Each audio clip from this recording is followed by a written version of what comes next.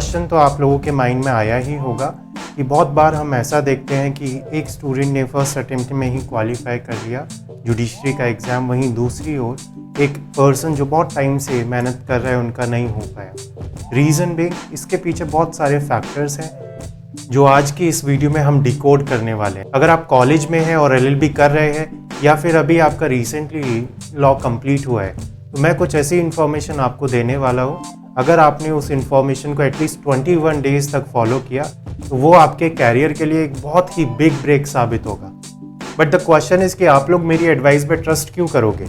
क्योंकि मैं प्रोफेशनली इस फील्ड से 2011 से टच में हूँ और प्रोफेशनली स्टूडेंट्स को पढ़ाता भी हूँ। इतने सालों में मैंने बहुत से स्टूडेंट्स से इंटरेक्ट किया है और उस एक्सपीरियंस के बेसिस पे ये वीडियो मैं आपके लिए बना रहा हूँ।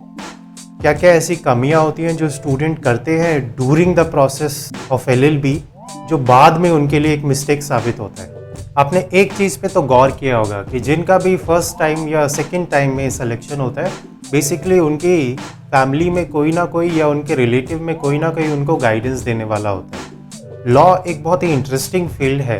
इसमें टाइमली गाइडेंस एक टाइमली रिजल्ट लेके आती है। टाइमली गाइडेंस ना प्रोवाइड करना स्टूडेंट का नॉलेज में बेस वीक कर देता है। और बहुत बार तो न्यू स्टूडेंट इतना इंटरेस्ट भी नहीं लेते। वो ये सोचते हैं कि पहले एलएलबी कर लेंगे, उसके बाद हम देखेंगे कॉम्पिटिटिव एग्जाम, अलग से कोई कोचिंग कर लेंगे। बट द थिंग इज़ कि जब आपने एलएलबी के दौरान ही कॉन्सेप्ट गलत पढ़ लिए तो फिर उसको करेक्ट करने के लिए आपको ज़्यादा एफर्ट करना पड़ेगा। So one of the important thing is that, मैं ऐसा क्यों बोल रहा हूँ गलत कॉन्सेप्ट मत पढ़ो से मेरा मतलब ये नहीं है कि बुक में या कोई टीचर आपको गलत पढ़ाएगा। द थिंग इज़ कि लॉ बहुत डीप होता है और जब आप एलएलबी करते हो आपका पर्पस होता है एग्जाम क्लियर करके डिग्री लेना। लेकिन जब आप जुडिशरी के फील्ड में आओगे तो आप रियलाइज करोगे कि एक प्रोविजन बहुत ही डीपली कनेक्टेड होता है, ना ही सिर्फ अपने सेक्शंस के साथ बट डिफरेंट और भी एक्ट्स और भी लॉज के साथ। अब ये चीज़ हम एलएलबी के दौरान समझ नहीं पाते और हमारा जो माइंड है वो नैरो हो जाता है। मान लो कि एक समंदर है, तो क्या आप सारा पानी पी सकते हो? आप पियोगे तो सिर्फ एक glass he. The point is कि एलएलबी के दौरान आपको सब्जेक्ट का इतना डीप नॉलेज का ज़रूरत नहीं होता, इसीलिए एक टॉपिक को लिमिटेड पढ़ाया जाता है। एलएलबी के दौरान आप एक टॉपिक को अगर पढ़ रहे हो तो इस तरीके से पढ़ो कि उसके पीछे क्या कनेक्शन है वो आपको पता चल पाए, क्या पर्पस है, क्या ऑब्जेक्टिव है, ये पता चल पाए। अब इसमें आपकी हेल्प कर सकते हैं आपके मेंटोर। मे बी आपकी फैमिली में कोई लीगल फील्ड में हो तो वो आपकी हेल्प करेगा, बिकॉज ये चीज़ें एक्सपीरियंस से आती हैं। और चाहे तो आप मुझसे भी डाउट क्लियर कर सकते हो। कमेंट बॉक्स में आप अपना डाउट मेंशन कर दो, मैं उसको आंसर ज़रूर करूँगा।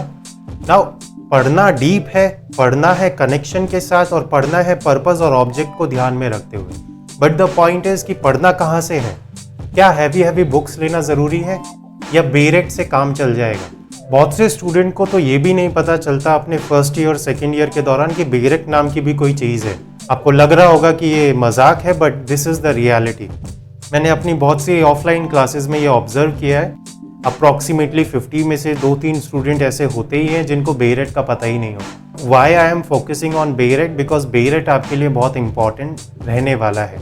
ये सिर्फ आपके एलएलबी के लिए नहीं, अगर आप लिटिगेशन में जाना चाहते हो तो वहाँ पर, या फिर आप कोई कॉम्पिटिटिव एग्जाम निकालना चाहते हो लाइक एपीओ या जुडिशरी, तो वहाँ पर दोनों जगह पे उसका इक्वल इंपॉर्टेंस है।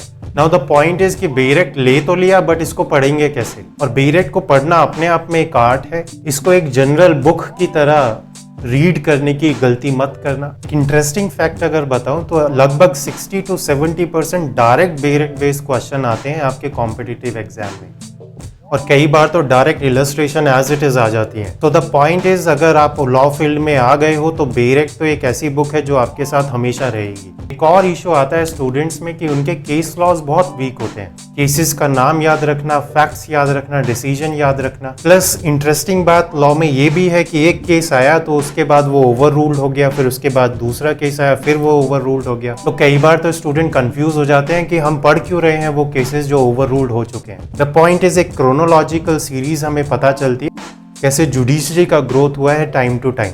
एडवाइज यू कि लैंडमार्क जजमेंट जरूर याद करना, और याद करने से मेरा मतलब रटना नहीं है ना। रटने से याद आया, कभी भी बेरेट को रटना नहीं है। ये सबसे बड़ी मिस्टेक है जो स्टूडेंट करते हैं। आप कितने भी इंटेलिजेंट हो सकता है आप सुपर स्मार्ट हो और आपको चीज़ें एकदम रट जाती हैं, बट द पॉइंट इज बेरेट को रटा नहीं जा सकता। रटोगे तो आप एक गलत अप्रोच की तरफ जा रहे हो, कॉम्पिटिटिव एग्जाम क्लियर नहीं होता। बेरेट के जो प्रोविजन है उनके पीछे क्या पर्पस है, क्या ऑब्जेक्टिव है, क्यों उस सेक्शन को बनाया गया है, क्या नीड है सोसाइटी में उस सेक्शन के लिए, ये सारी बातें हैं जो आपको समझनी है, ना कि उनको रटना है। रटना एक बहुत बड़ा कॉमन मिस्टेक है जो बहुत से लोग कर रहे हैं। हो सकता है रट भी लो, but I can guarantee you within 3 months you will forget everything. This is the beauty of बेरेट। तो बेरेट को समझना है, रटना नहीं है। साथ ही साथ जो लैंडमार्क केसेस है उन पे आपका ग्रिप स्ट्रांग होना चाहिए, रीसेंट पे नहीं। रीसेंट केस लॉज आप जब करिएगा जब आप 1 साल में अटेम्प्ट देने वाले हो। अगर आप LLB के दौरान नोट्स बना रहे हो जुडिशरी के पर्पस के लिए, आपकी नॉलेज LLB में अभी लिमिटेड है और अगर आप नोट्स बना भी लो तो वो कभी भी जुडिशरी का स्टैंडर्ड मीट नहीं कर पाएंगे। द थिंग इज उनमें आपको अपडेट करते रहना है। द पॉइंट इज अगर इंफॉर्मेशन यहाँ नहीं है तो कहीं नहीं है। एक आपको सीक्रेट बताता हूँ ना, सबसे बेस्ट एडवाइस जो मैं आपको दूंगा, जो आपकी अंडरस्टैंडिंग लॉ के बारे में 10 times इंक्रीज कर देगा, वो सीक्रेट है कि लॉ को स्टडी करने के साथ साथ एक्सपीरियंस भी करो। जब एक प्रोविजन आप पढ़ो तो आप सोसाइटी में जब भी बाहर निकलो तो देखो उसको, क्योंकि लॉ आपके हर जगह एप्लीकेबल हो रहा है। अगर आप सोसाइटी में बाहर घूमने गए तो वो आपका राइट ऑफ फ्रीडम है। किसी ने अगर आपको रोका तो वो रेस्ट्रेन कर रहा है आपको। अगर आप किसी को क्राइम करते हुए देख रहे हो तो आपके पास पावर टू अरेस्ट है। डेली जो भी कन्वर्सेशन व्हाट्सएप पे हो रही है, कॉल पे हो रही है, वो भी एक तरीके का एविडेंस ही है। सो लॉ को एक्सपीरियंस करना ज़्यादा इंपॉर्टेंट है, ना कि सिर्फ रटना।